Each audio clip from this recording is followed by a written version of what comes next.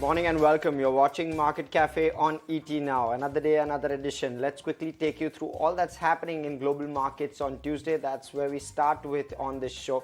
And Ankita, take us through all that's happening in the US and European markets. Right. Good morning to you, Harsh, and good morning, everyone. So there seems to be absolutely no respite for the global markets. And yesterday also, the US markets fell to round out a really tough month for the stock markets.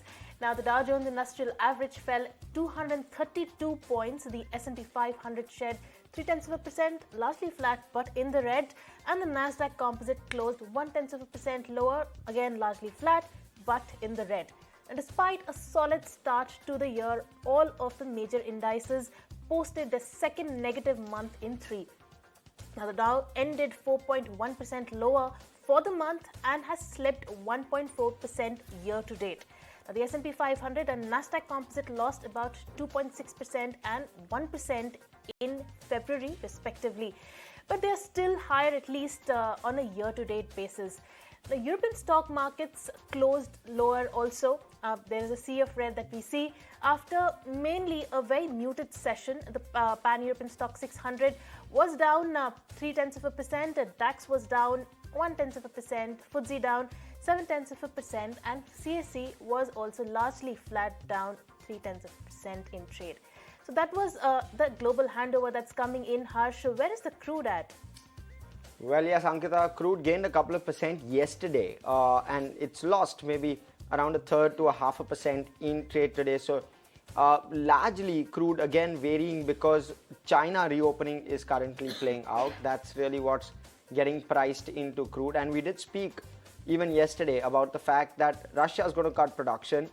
The US production has come in slightly lower than expectations as well. I think 12.1 million barrels per day. That's probably the lowest since August of 22.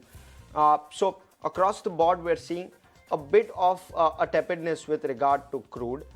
So crude prices have, skipped a little bit. It's gone up around 1% on a net off basis versus yesterday and today. So that's where we currently stand at crude, WTI. Brent currently unchanged at $84 a barrel. So keep your eye out on crude. It's going to be a very interesting month ahead. Right, and I'll quickly take you through the events that will take place as of today. We have the February auto sales data that's likely to come out today. It is also the last day to buy the 361 WAM shares that will be eligible for a bonus issue. Also, Jet Airways case will revive as of today, and of course we have in other events, global events, we do have the Tesla Investor Day. We have Hong Kong that will be scrapping all its COVID mask mandate finally, and then we have our Prime Minister who will be inaugurating the Mysuru-Bangalore Expressway. So these are the events that you need to keep an eye out on. Harsh, take us through the global headlines. Well, yes, Ankita, tons to talk about today. Let's first talk about what's been at the forefront over the last year or so, year and a week, if I can call it. The situation in the city of Bakhmut is becoming more and more difficult, says Ukraine's President Volodymyr Zelensky. Remember, Russian forces have been trying to take the city for over 6 months now. Zelensky says that the enemy is constantly destroying everything that can be used to protect our positions. Reports from the ground indicate that Russia has intensified efforts to capture Bakhmut. And days after the European Union banned TikTok from government officials' phones over security concerns, US and Canada have also taken the same step. Now, both US and Canada have banned TikTok from the officials of government staff, citing security concerns. The White House issued an advisory stating that all the staff members of the federal agency have 30 days to remove TikTok from government devices. While Canada also followed the same action, a TikTok spokesperson said that they are available to meet with the government officials and address security concerns. The spokesperson also said that the move limits the reach of officials to the public. Well, I'm moving from US and Canada to China. China's upcoming forceful government restructuring plan will include the financial and technology sectors as well. President Xi Jinping has confirmed this. The far-reaching changes will target deep-seated vested interests and have a profound influence on the country's economy and society, Xi told leaders of political groups supportive of the ruling Communist Party. This came as a new lineup of the party's top policymakers held a 3-day conclave ahead of a key legislative session starting later this week. And in some more news of job cuts and layoffs, General Motors next in line is cutting around 500 employees. It said that it will be following other major companies in downsizing headcounts to preserve cash and boost profits. The job cuts are taking place across various functions of the company. The move is a part of its efforts to cut $2 billion from its costs over the next 2 years. Well, from one automaker to the other, Tesla Inc. is all set to build a new assembly plant in northern Mexico. Mexico's President Andrés Obrador announced the approval, marking a push by the EV maker to broaden operations outside of the US.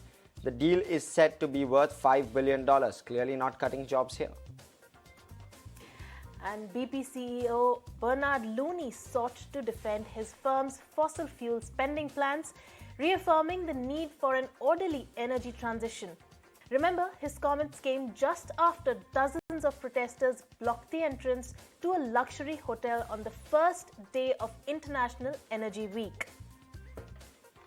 Well, the world needs to build more tools and global institutions to tackle any future pandemic, said Bill Gates, co-founder of Microsoft and co-chair of the Bill and Melinda Gates Foundation.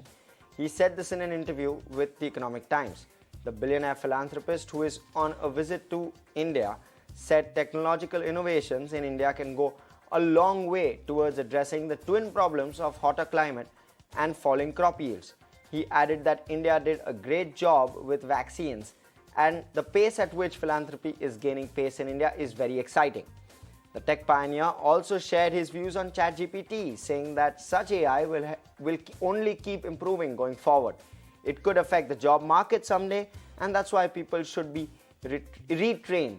But AI could do wonders in the areas of health and education, he added, and that it is the biggest thing going on in technology at the moment.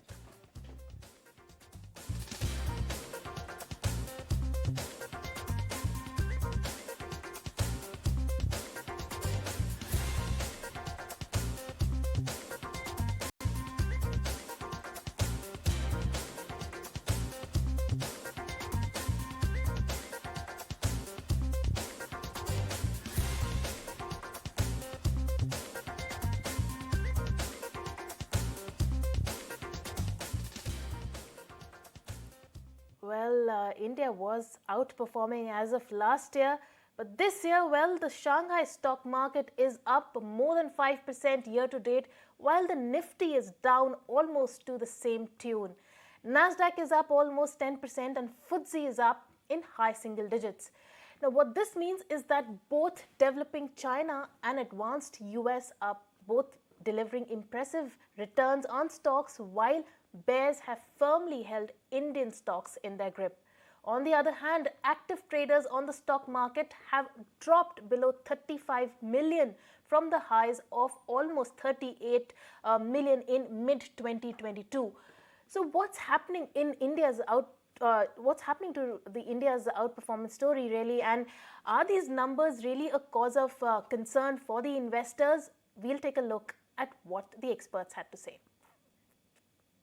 We have to remember that if interest rates go up, then relative attractiveness of fixed deposits becomes a real choice for retail investors. And if there are micro markets where real estate starts to do very well, then that becomes, I think, in many places, just the preference for physical assets is so high that that also becomes a real choice. So I think you could see a reversal. Though I do believe that retail investors, with the access of information and knowledge, now are becoming smarter. They are more mature. They understand that the compounding effect over the 5-year period. They understand that they need to stay invested. But I think in terms of fresh allocations, we may see a slight reduction. If we do our job right and continue to handhold investors in periods of uncertainty like now, then we will be doing our job correctly and ensuring that the rupee cost averaging and the power of compounding works favorably for our investors.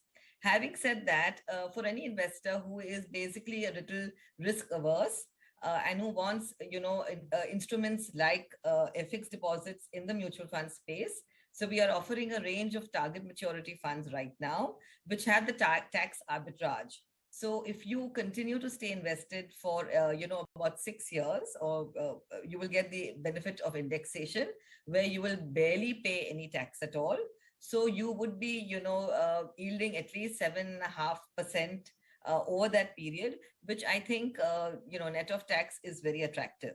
Shanghai Composite Index has performed almost 6% plus relative to the 6% drop that Nifty has seen in the past 3 odd months. So that's a huge outperformance. In fact, this outperformance in a way has begun since December. And I would attribute that outperformance to the fact that China's economy is now opening post-COVID. Remember, India opened up much earlier relative to China, and therefore a lot of foreign money is getting directed towards China. So will this outperformance of Shanghai and the underperformance of Nifty continue for some more time? Probably yes, because we are still in the rate hike cycle. If you remember, even the US is in the midst of a rate hike cycle. We are about to near the end of the rate hike cycle. Only then will we be able to have a better grip on the performance ahead and the surety that probably stability would have come back to Indian markets for it to outperform again. Right, but with that, we'll slip into a very short break. Welcome back. You're watching Market Cafe on ET Now. Let's quickly take you to the news for the hearing impaired first before we take up other news.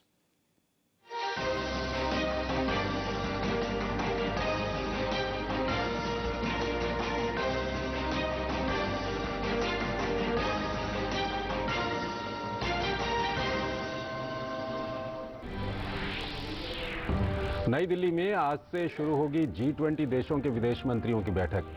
वहीं गुरुग्राम में भी शुरू होगी भ्रष्टाचार के खिलाफ G20 देशों के कार्य समूह की बैठक।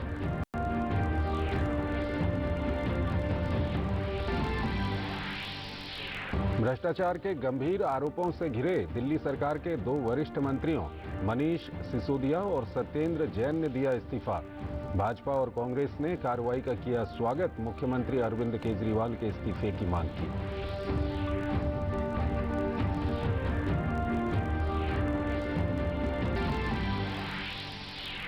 भाजपा अध्यक्ष जेपी नड्डा आज कर्नाटक के चामराजनगर में करेंगे विजय संकल्प यात्रा की शुरुआत।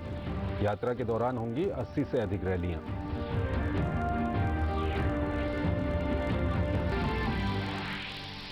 तीन पूर्वोत्तर राज्यों त्रिपुरा, मेघालय और नागालैंड में कल होने वाली मतगणना की तैयारियां जोरों पर। नागालैंड में 4 मतदान केंद्रों में आज पुनर्मतदान।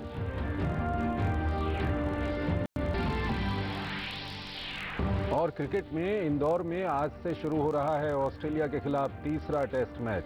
श्रृंखला में 3-0 की बढ़त लेने के लिए उतरेगी टीम इंडिया। भारत के ओपनिंग कॉम्बिनेशन पर होगी सबकी नजर।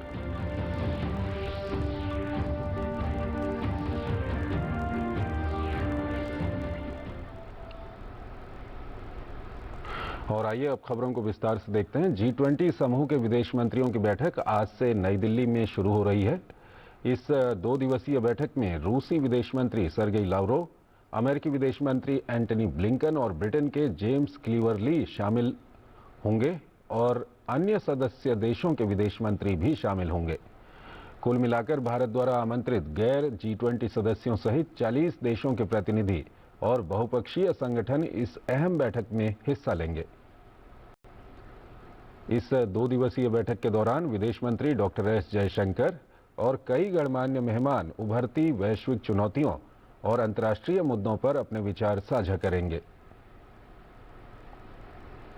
भारत द्वारा इस बैठक में जलवायु परिवर्तन, विकासशील देशों के ऋण और विश्व बैंक एवं IMF जैसे बहुपक्षीय ऋण संस्थानों में सुधार जैसे मुद्दों पर ध्यान केंद्रित करने पर जोर देने की संभावना है।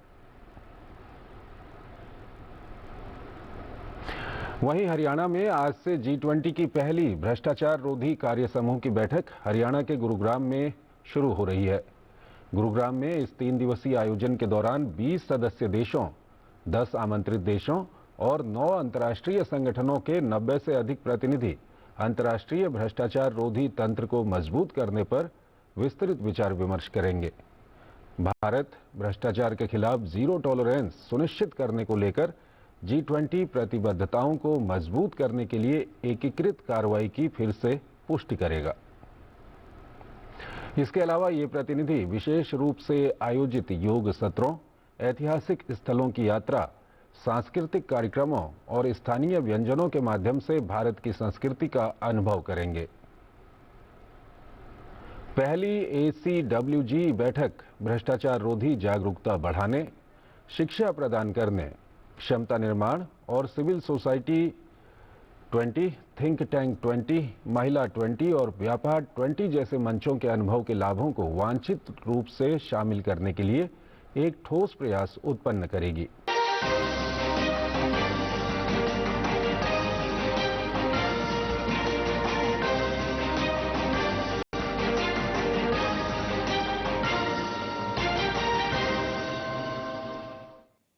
With that, it's time for us to slip into a short break. But before that, we'll take you through the Power Pack lineup for the market. At 8:30, we have KS Hoselikar of IMD, who's going to tell us how scorching the summer is going to be for us this season. At 9:20, we have Krishna Kumar Karwa of MK Global's Financial Services on his account of the D Street.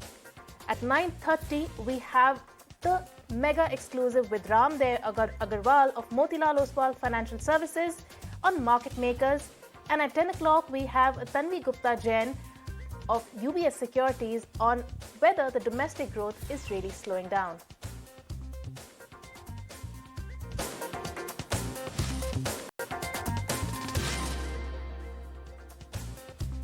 Welcome back. You're watching Market Cafe on ET Now. Let's go into domestic news. The El Nino, that's the word that's got markets and farmers worried. Change in weather patterns after 3 years of La Nina has triggered panic that agri-produce could affect India's rural demand. The effects of the weather change could also affect India's fight against food inflation, which could be impacted by prolonged periods of heat waves, drought and lower yields. Whether you have noticed the heat yet or not, markets certainly have started feeling it. Markets reacted sharply yesterday after the IMD predicted that most pockets of the country will face above maximum temperatures between March and May. Today on the show, or rather yesterday on the show, we discussed what impact El Nino could have on the Indian economy. But before that, listen in to what the Indian Met Department had to say. See, we have seen the hottest February on record now, and during 2022, the December was also hottest on record. So now we see that temperatures are increasing year by year, and global warming and climate change is taking its effect. And the forecast for March, April, and May in pre-monsoon season seems to be, we can say, the above normal temperatures will prevail over many parts of central India, East India, Northeast India, and central parts of the country, particularly over South Rajasthan, Gujarat, Madhya Pradesh, Chhattisgarh, Odisha, all these areas. And heat wave has already started over parts of Gujarat and South Rajasthan, as well as over Vidarbha. From an inflation angle, in the past, when we've had an El Nino years, at least in the recent past, we've seen that inflation is more of an inter-year phenomena where you have very high fresh food prices during this dry seasons, and then it tends to catch up. So over a course of year, you do see spikes, volatility in vegetable prices, but then it seems to correct. But on average, it does tend to sort of led by cereals and protein. Now, potentially adverse climate conditions are posing a fresh threat to India agri output. We, as Sir mentioned, that heat waves are now building up just like last year. And last year we saw the wheat production, actually lower by around 3% or so. This year around, the hope is that we probably would have a record wheat production of around 112 MMT, which I think would be at risk of the same grade as we saw last year. And this comes on the back of a decently high demand and relatively low buffer stock. Well, we will stay with that news that has really spooked the markets. The Indian Meteorological Department has also warned of an impending heat wave across parts of India. Now, it said that North India will still see above normal maximum temperatures this summer. It has also factored in a surge in heat-related illnesses amid the heat wave. Now, keeping in mind that India has been seeing a rise in average temperatures even during the monsoon for over 2 decades now. Listen into what we got from the weather department just for you. The maximum temperature, if you see the top left panel and the bottom left, is the anomaly of maximum temperature. Many parts of northwest India and central India observed anomalously high temperature in the range of 3 to 6 degrees Celsius. Some parts of east central India got temperature 5 to 6 degrees Celsius on an average for the entire month. La Nina conditions are prevailing in different parts of the country. Nino 3.4, which is minus 0.5, just as the margin of La Nina and neutral conditions. So they are still prevailing. But if you see on the right-hand side, heating has been going on. The regions are different regions. So from December to February have warmed. And the forecast suggests that, if you come to the forecast, during the early summer of 2023, neutral La Nina to neutral ENSO conditions are likely to emerge as the season progresses. Well, I'll switch over. India's GDP growth for the third quarter of FY23 has slowed down at 4.4%. Mind you, expectation was at 4.6%, and 6.3% is where it was at in Q2. The centre has also revised the GDP numbers for FY22 to 9.1% from 8.7%. So on that higher base, and they've not changed the FY23 GDP estimate of 7%. It is interesting because the RBI in December lowered the country's GDP forecast to 6.8% for the current fiscal. Meanwhile, we also had the fiscal deficit data that was released earlier yesterday, which also shows that the deficit for the first 10 months of this fiscal has widened to 11.9 lakh crore, or 67% of the revised annual estimates. Let's listen in to the Chief Economic Advisor, V.A. Nageshwaran, on what gives the government confidence of achieving that 7% GDP number this fiscal and how high inflation may prolong the rate hike cycle. Statistics and Program Implementation has maintained the real GDP forecast for the current financial year at 7%. So if you look at the fact that the third quarter GDP estimate came in at 4.4% year on year, real GDP I mean, it is also because of the revisions made to the previous years when the base has gone up in constant prices terms. But overall, the growth rate that we need to achieve in the fourth quarter is roughly of the order of only about 4 to 4.1% to be able to hit a 7% real GDP growth. Inflation is softening.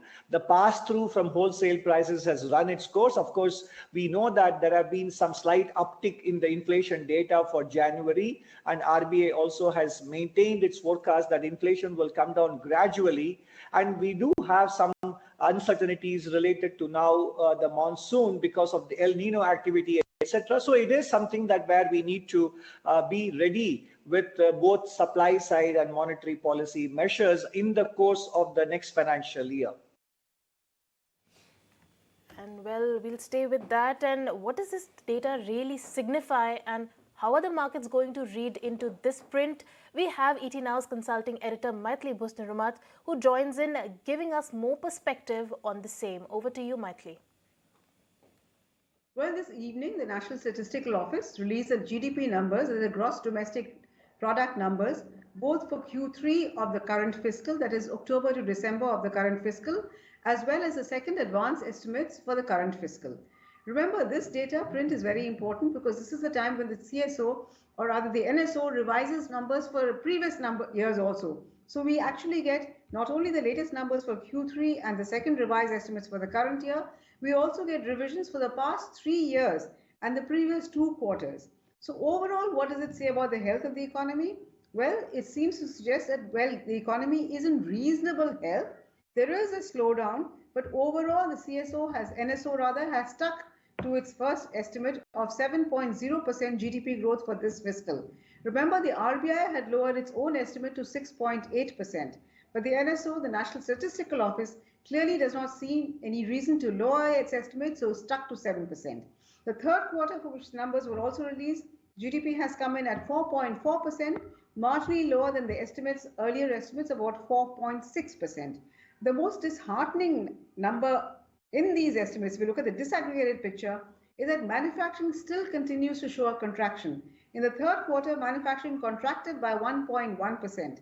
One can take comfort from the fact that this is a slower contraction as compared to the previous quarter, but that is really clutching at straws. The good news, of course, is that agriculture continues to do well, but here we have to keep our fingers crossed because the kind of heat waves that we're seeing in the north doesn't bode very well for agriculture going forward. So overall, the numbers are reasonably good. We have to keep our fingers crossed that agriculture continues to hold up, and the export slowdown that we're seeing because the global slowdown and the impact on growth because of higher inflation, both do not make their presence felt very much. Particularly if you look at gross fixed capital formation, as a share of GDP, that number has come down as compared to the previous quarters. So that really it's a mixed bag really, but overall nothing very alarming, but nothing too cheerful either. Well, exactly 11 months back, we'll switch over.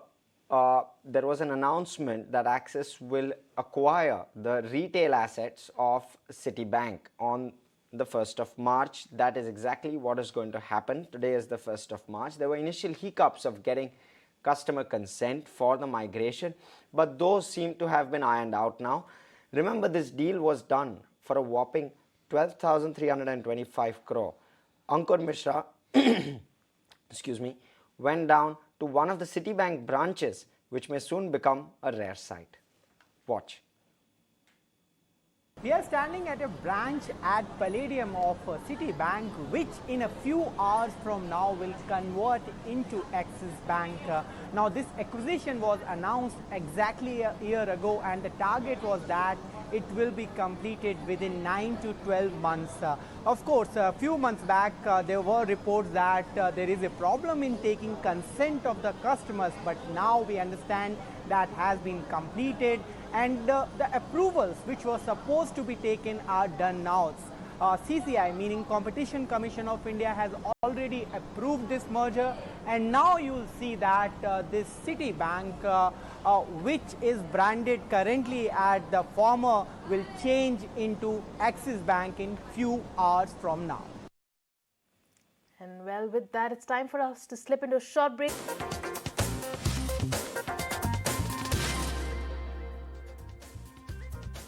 Welcome back. You're watching Market Cafe on ET Now. It's that time of the show where we welcome Vamakshi as well as Lisa here to talk to us about what stocks to watch out for. Vamakshi is quite positive before market open today, even though the SGX Nifty is down around 0.1% there. But let me move to Lisa first. Good morning, Lisa. Talk to us about the stocks and news. Well, good morning. Starting with delivery, it will be in focus as SoftBank will be selling its stake at a significant stake of around 3.4%, and it's valued at around 335 per share, which is at a discount of around 3% to the current market price. The total offer size to the base price is at around 826 crore. There is a lockup period of 60 days on SoftBank, and Citi is the sole book runner for the same. Moving on to Max Ventures, NCLT has approved the resolution plan of its arm, Max Estates, for development of a commercial plot which measures at around 34,600 square meters in Noida, and they have also received the completion certificate for Max Square for the greenfield development of net leasable area of around 6.7 lakh square feet. Moving on to Zydus Life Science, it has one FDA approval for its drug. They have received final approval for 2.5 mg and 5 mg variations of apixaban tablets. Moil, the price change has been affected for Moil with effect from last night, and manganese content of 44% has been increased by 8% month on month. And on the pledge data, also Jindal Steel promoter group has released a pledge worth around 14,75,000 shares. So these are the stocks that will be on investors' radar for today.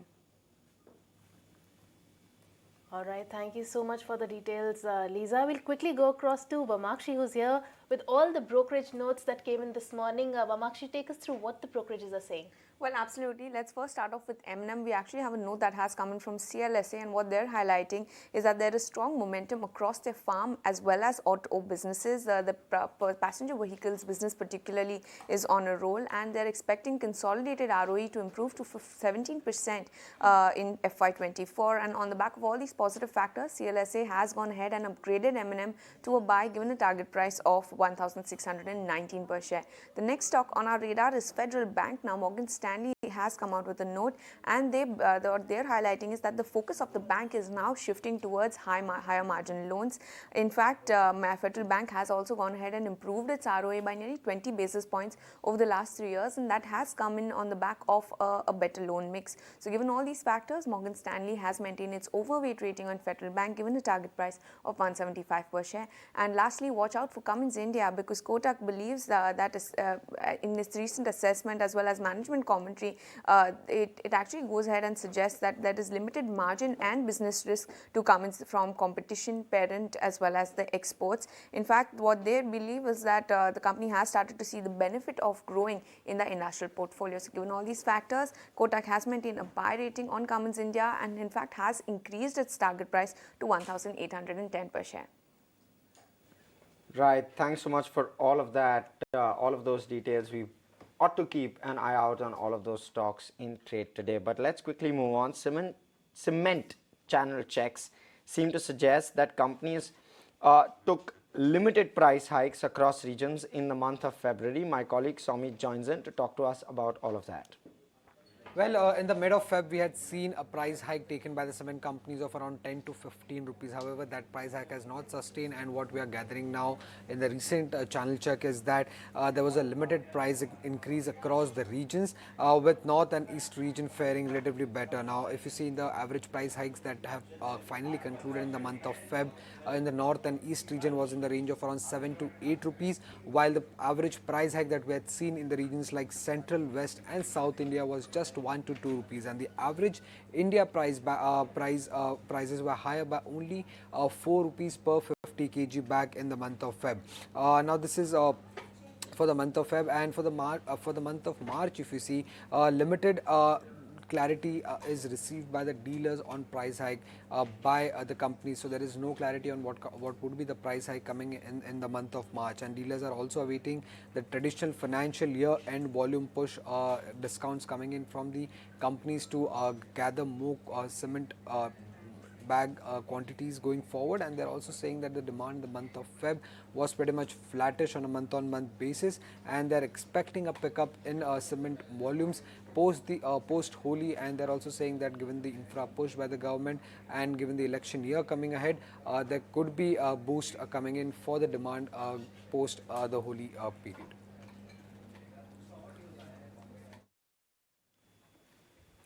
And well, with that, we will have to close down on this one. Thank you so much for tuning in. Don't go anywhere. There's lots more coming up on the market.